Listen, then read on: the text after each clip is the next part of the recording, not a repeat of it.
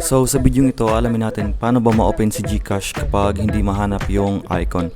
So yun yung bagong problema ngayon ni GCash na kahit naka-install naman biglang nawawala yung icon. So alamin natin. Tingnan natin sa Play Store. Pag in-open natin yung Play Store and hinanap natin si GCash, ang nakalagay lang is uninstall. Yan.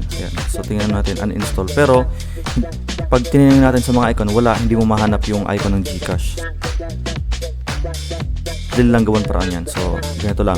First is, kapag na-install mo yung GCash pero nawala yung icon, ang gagawin mo lang is mag-install ka lang ng app na ito, Activity Launcher. So hanapin natin sa Play Store ang app na Activity Launcher. Ang pangalan is Activity Launcher. Hanapin natin si Activity Launcher. Activity Launcher, and i-install lang natin si Activity Launcher. Pag na-install na natin, open lang natin siya and hanapin lang natin si yung launch page ng GCash. So, ang i-type lang natin sa search nito is yung GCash.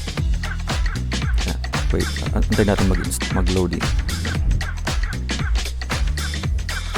So, while waiting pang nag-loading.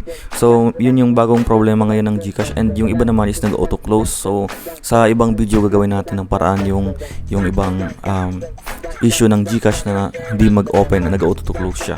So, dito hanapin natin sa search bar yung GCash. Yan, gcash.module.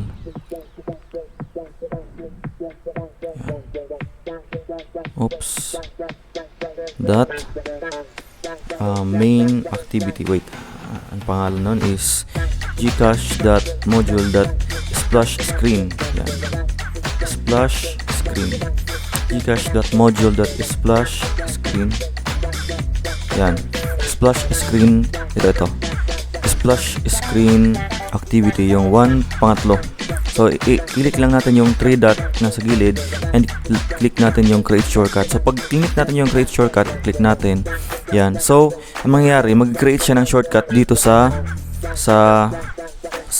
ito na dyan, sa front page or sa home.